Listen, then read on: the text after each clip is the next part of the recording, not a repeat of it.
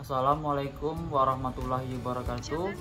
Perkenalkan, nama saya Wilman Noktaliansyah. Nah, di video pembelajaran kali ini saya akan membahas materi bab 8. Akan berbeda pada video sebelumnya. Baiklah, saya akan membahas bab 8 yang dimana pada perubahan dalam bagian kepemilikan entitas induk. Yang kedua, akuntansi pada periode interim. Jadi, waktu kita belajar bab 3 dan bab 4, kita masuk materi yaitu bagaimana kita menyusun laporan keuangan konsolidasian dengan akuntansi pada periode. Yang dikatakan akuntansi itu adalah ketika suatu perusahaan yang memperoleh pengendalian atas perusahaan lain. Suatu perusahaan itu mendapatkan pengendalian atas perusahaan lain itu kalau dia mengakuisisi saham perusahaan lain itu di atas 50%. Ingat ya, hak pengendalian itu adalah hak pengendalian atas bisnis, bukan pengendalian atas bagian aset. Jadi yang dikendalikan itu ya bisnisnya. Untuk bisa mengendalikan bisnis perusahaan lain, maka syaratnya kita harus menguasai lebih dari 50% saham perusahaan tersebut. Nah, kemudian baru kita bahas jika perusahaan itu memperoleh pengendalian atas perusahaan lain, ada dikenal dengan akuisisi bertahap, ada akuisisi sekaligus. Kalau akuisisi bertahap itu berarti sebelum memperoleh pengendalian atas perusahaan lain, perusahaan kita sudah menginvestasi perusahaan tersebut. Kalau di pertemuan bab-bab sebelumnya, ya saksikan selama kita mencapai sementara mengakuisisi yang adalah sebelumnya dan presentasi kepemilikan saham yang setara terhadap yang adalah tidak berubah. Misalnya 2 Januari 2015, jadi setara mengakuisisi sahamnya yang adalah. Maka kalau bab sebelumnya dari 3% tidak ada perubahan selama 15 maka nyatanya sangat mungkin setelah diakui oleh Nusantara menambah persentase kepemilikan saham dari PT Andalas itu misalnya menjadi 90%, tapi tidak dibahas di bab sebelumnya, baru dibahas di isu seputar konsolidasian.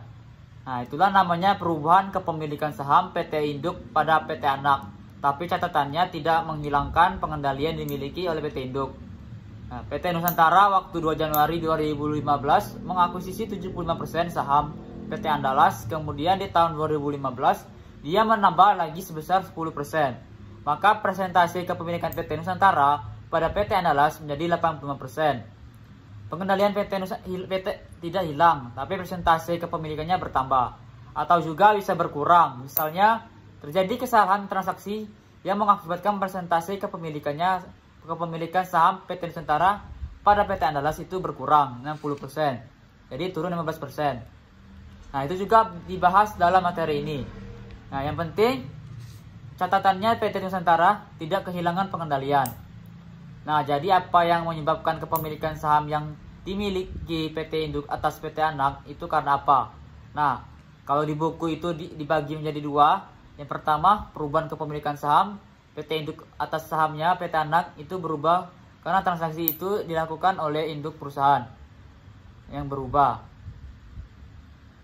Misalnya, A sebagai induk perusahaan punya 60% saham di PTB.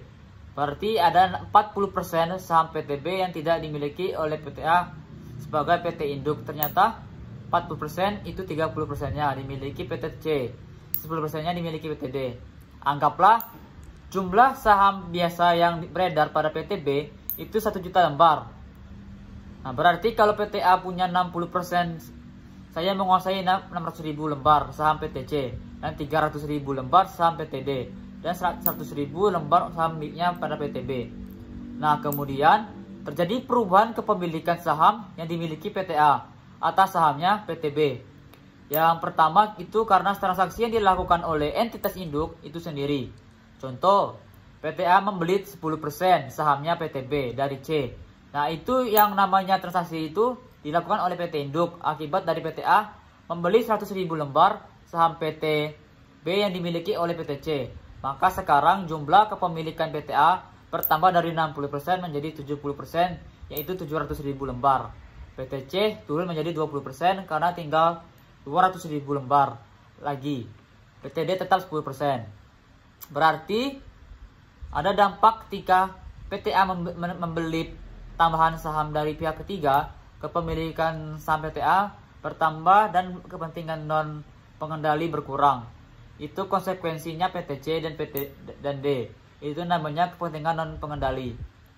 Kemudian PTB melakukan pembelian kembali saham yang beredar pada PTC, misalnya sebesar 10%. Jadi ada 100.000 lembar saham PTC yang ditarik oleh PTB sebagai treasury share. Otomatis sebagai 100.000 lembar ini tidak beredar. Berarti yang beredar sebagai 100.000 lembar ini tidak beredar, hanya 900.000 lembar yang melakukan transaksi bukan PT induk tetapi PT anak, tapi punya konsekuensi terhadap kepemilikan saham yang dimiliki oleh PTA atas PTB. Kenapa? Jadi setelah PTB melakukan treasury share dengan membeli kembali 100.000 saham miliknya yang selama ini dipegang oleh PTC sebagai saham treasury, maka jumlah saham yang dimiliki oleh PTC yang tadinya 300.000 lembar sekarang tinggal 200.000 lembar. PTD tetap 100.000 lembar, PTA tetap 600.000 lembar. Jumlah yang ibaratnya dijadikan treasury share tidak beredar. Nah, sekarang persentase PT induk itu tidak lagi 60%, lebih tinggi dari 60%. Kenapa?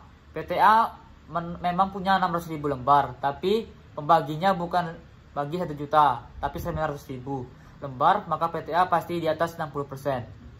Nah, itu contoh transaksi yang dilakukan oleh PT anak yang menjadikan kepemilikan saham PT induk menjadi berubah dan kepentingan non pengendali pun berubah.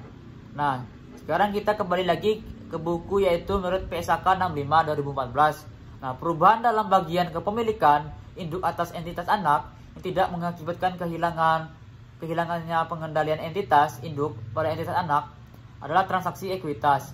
Ingat, kalau transaksi ekuitas maka tidak ada pengakuan keuntungan atau kerugian. Maksudnya, kalau terjadi selisih nanti itu tidak diakui sebagai keuntungan atau kerugian, tapi dia mempengaruhi ekuitasnya PT induk. Kemudian ada transaksi di mana entitas induk menjual sebagian saham yang kepada pihak ketiga. Ini sama yang melakukan transaksi adalah entitas induk, tapi mengakibatkan kepemilikannya berkurang. Kemudian perubahan kepemilikan itu menjadi transaksi yang dilakukan oleh entitas anak. Ada banyak contoh yang melibatkan perubahan kepemilikan saham yang dimiliki PT induk terhadap sahamnya PT anak karena transaksi yang dilakukan oleh entitas anak.